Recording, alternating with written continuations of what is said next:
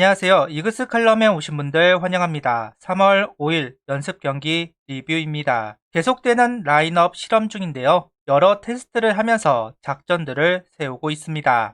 고정된 순번에서 다양한 라인업으로 변모하고 있는 부분을 주목하면 재미있을 것 같습니다. 리뷰 시작하죠. 하나이글스 선발 투수는 닉 킹엄 선수입니다. 21시즌 킹엄 선수는 키움을 상대로 단 한 경기 출장했습니다. 6이닝 1실점, 평균 자책점은 1.50, 좋은 기억을 가지고 있습니다. 서건창 선수에게 4만타를 맞은 기억은 있지만 지금 키움에 서건창 선수가 없기 때문에 키움을 상대로 좀 더 위력적인 모습을 보여줄 수 있지 않을까 기대를 하고 있습니다. 오늘 경기는 2.2이닝 41구를 던지면서 점수를 허용하지 않고 마운드에 내려갑니다. 위기 상황은 두 번째 이닝에 있었습니다. 후이그의 2루타와 김혜성의 연속 안타로 주자 1, 3루가 만들어지는데요. 이때 하주석의 멋진 다이빙 캐치가 있었습니다. 그리고 나오는 병살타. 변화구 제구가 완벽하지 않아서인지 키움 타자들 방망이에 계속 걸렸었는데요.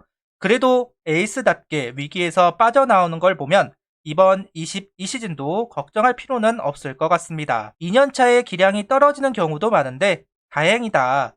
위기를 극복하는 능력이 탁월한 선수라는 것을 오늘 연습 경기에서도 느낄 수가 있었습니다. 다음은 타자들을 살펴보도록 하겠습니다. 라인업은 노수강, 이원석, 하주석, 노시환, 정은원, 김태현, 이성곤, 장지승, 허인서입니다.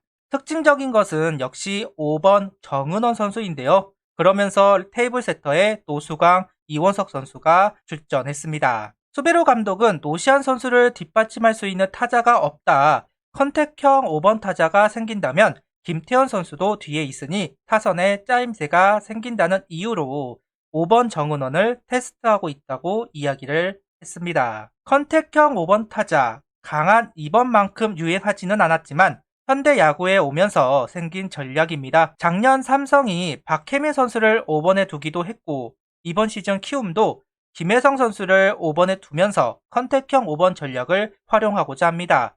어떤 효과가 있다 말하기에는 제 지식이 좀 짧은데요. 제 짧은 소견을 이야기하자면 요즘 현대 야구에서 중심 타자는 5번이 아닌 6번까지 보는 경우가 많이 있습니다. 그러면서 강한 2번, 강한 3번이 대두되기도 하였는데요.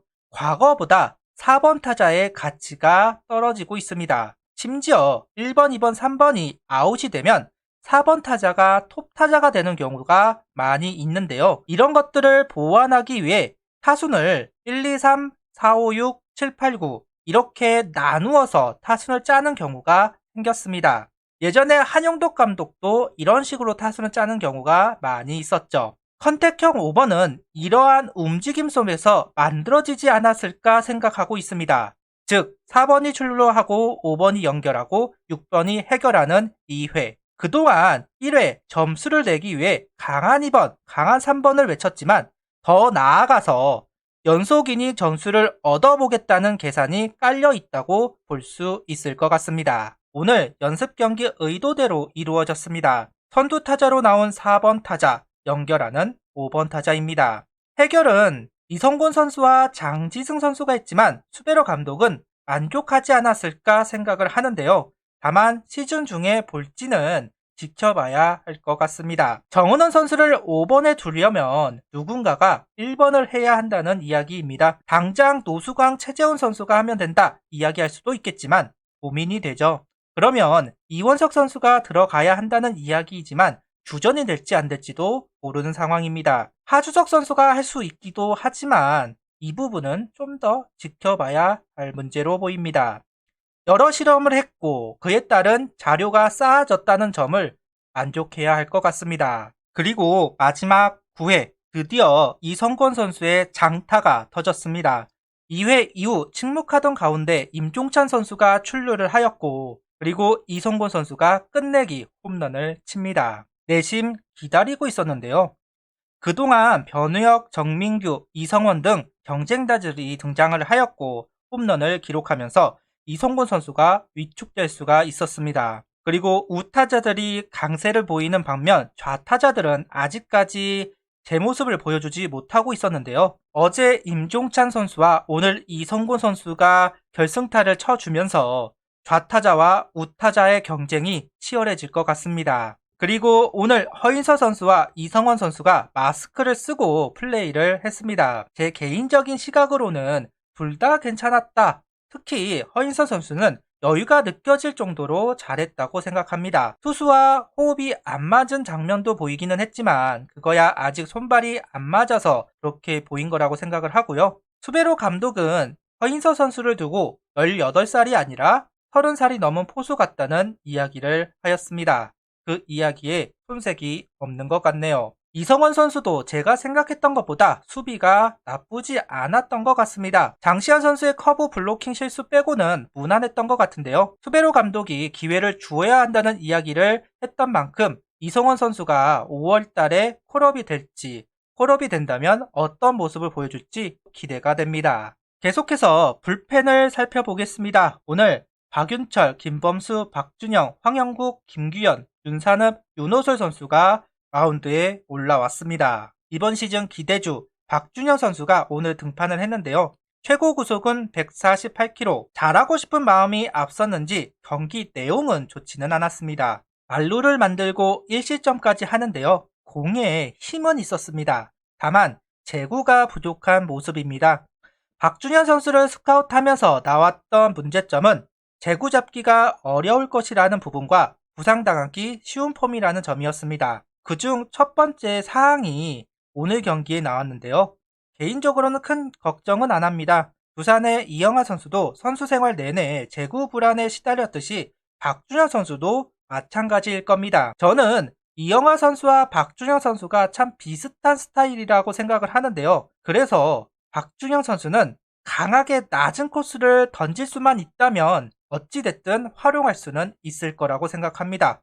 그것도 상당히 위력적으로 말이죠. 그 뒤 황영국 선수가 올라왔습니다. 그리고 말루 상황을 막았다고 하는데요. 이때 이글스TV 중계가 좀 안 좋으면서 정확히 어떻게 말루 상황에서 벗어났는지는 알 수는 없지만 확실히 황영국 선수가 주자가 있을 때 움직임이 좋습니다. 조커로서 사용하기가 참 괜찮은 선수다 이렇게 생각을 하는데요. 주자가 있을 때 한가운데로 강하게 공을 던져야 할 때, 그리고 아웃을 꼭 만들어야 할 때 좋은 모습을 보여줍니다. 근데 이 상아리만큼 클린한 상황에서는 문제가 되는 경우가 작년에도 보여졌고 오늘 경기에서도 보여졌습니다. 긴장을 해야만 잘 던지는 타입인지도 모르겠지만 좀 적절하게 활용할 수는 있을 것으로 보입니다. 전체적으로 안정된 모습을 이어가고 있는 불펜진입니다. 어제 경기보다는 허점이 많이 보이기는 했지만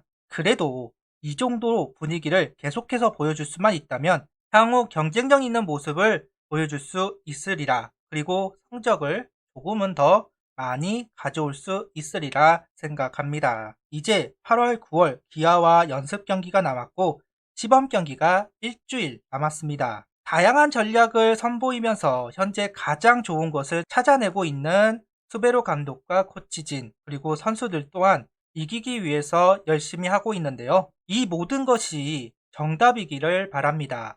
선수들도 자신감 있게 플레이를 해주었으면 좋겠네요. 구독, 좋아요, 알림 설정 부탁드리며 영상을 봐주셔서 감사합니다.